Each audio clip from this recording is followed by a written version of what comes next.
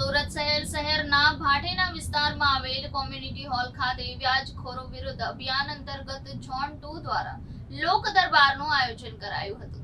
સુરત સહિત સમગ્ર રાજ્યમાં વ્યાજખોરોનો ત્રાસ છે। ગરીબ નાના માણસોનું લોહી ચૂસતા વ્યાજખોરો વિરુદ્ધ સમગ્ર રાજ્યમાં પોલીસ દ્વારા સ્પેશિયલ ડ્રાઈવ શરૂ કરવામાં આવી છે। તે અંતર્ગત સુરત પોલીસે નવતર પ્રયાસ હાથ ધર્યા છે। પોલીસે વ્યાજખોરીના દૂષણને નાબૂદ કરવા માટે જનજાગૃતિ અભિયાન છેડ્યું છે। સુરત શહેર ઝોન 2 પોલીસ દ્વારા નવો પ્રયોગ હાથ ધરવામાં આવ્યો છે। અહીં વ્યાજખોરો વિરુદ્ધ સતર્કતા અભિયાન હાથ ધરાયું છે। શ્રમિક પરિવારો વ્યાજખોરોના ચુંગલમાં ફસાવવાની ફરિયાદો ઉઠી રહી છે, જેને લઈને આજે ઉધના, ડિંડોલી, લિંબાયત, ગોડાદરા અને સલાબતપુરા પોલીસ સ્ટેશનનો લોક દરબાર ભાટેના વિસ્તારમાં આવેલ કોમ્યુનિટી હોલ ખાતે યોજવામાં આવ્યો હતો। આ લોક દરબારમાં મોટી સંખ્યામાં ભોગ બનેલા લોકો પહોંચ્યા હતા।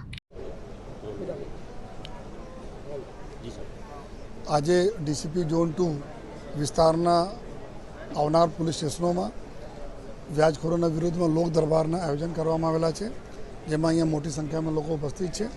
આમાં 50 જેટલા તો અરજદારો છે, એના પરિવારજનો છે, અને આમાં અમારી અલગ અલગ પોલીસ સ્ટેશનો અલગ અલગ અમે ટીમો બનાવી છે। અમારે એના ડી સ્ટાફની ટીમ હોય, અધિકારીઓની ટીમ અલગ અલગ બનાવી તાત્કાલિક એના ઉપર અત્યારે બી કાર્યવાહી ચાલુ કરી દીધા છે। આમાં જેટલા લોકો પુરાવા સાથે આવ્યા છે એના તાત્કાલિક અમે એફઆઈઆર નોંધીએ છીએ, અને જો અમે લાગે છે 1-2 દિવસ તપાસ કરીને વધુ પુરાવા લેવાની જરૂર છે એના ઉપર તુરંત ટીમો ત્યારથી લાગી ગયા, જેથી આવનાર 2-3 દિવસમાં બધા અમે જો એકદમ સકારાત્મક એમાં સોલ્યુશન અમે લાવીએ જોઈએ।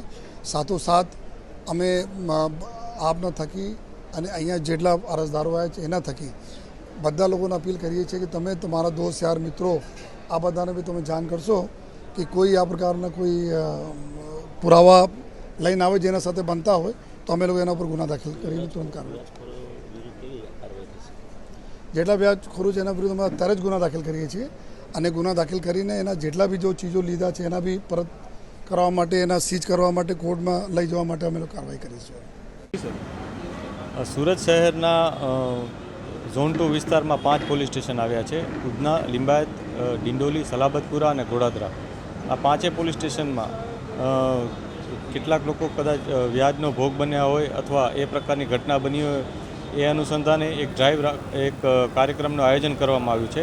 આ કાર્યક્રમ પાછળનું જે મોટિવેશન છે અને જે પ્રેરણા છે એ સરકારશ્રીની સ્પષ્ટ જે ગાઈડલાઇન છે કે આ પ્રકારના લોકો કે જેઓ આ ભોગ બન્યા હોય એને એટેન્ડ કરવામાં આવે, એમના અરજી અનુસંધાને કાયદેસરની કાર્યવાહી કરવામાં આવે।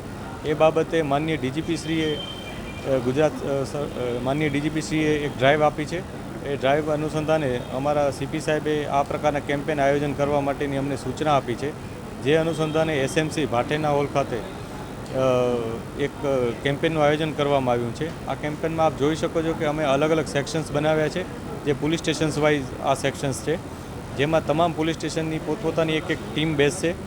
આ ટીમ જે અરજદારો છે એમને સાંભળે છે, એમની રજૂઆત સાંભળે છે, અને જેમાં પણ કાયદેસરની કાર્યવાહી કરવાનું જણાતું છે એમાં અમે ચોક્કસથી એફઆઈઆર દાખલ કરી અને કાયદેસરની કાર્યવાહી કરીએ છીએ।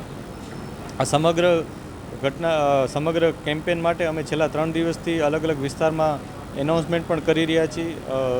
રેડિયોની ચેનલ્સ અને મીડિયાના અન્ય મિત્રો મારફતે પણ અમે આ પ્રચાર પ્રસાર કર્યો છે કે જેથી અરજદારો મહત્તમ સંખ્યામાં આજે અહીંયા આવે, પોતાની રજૂઆત કરે, અને જે પણ અરજદાર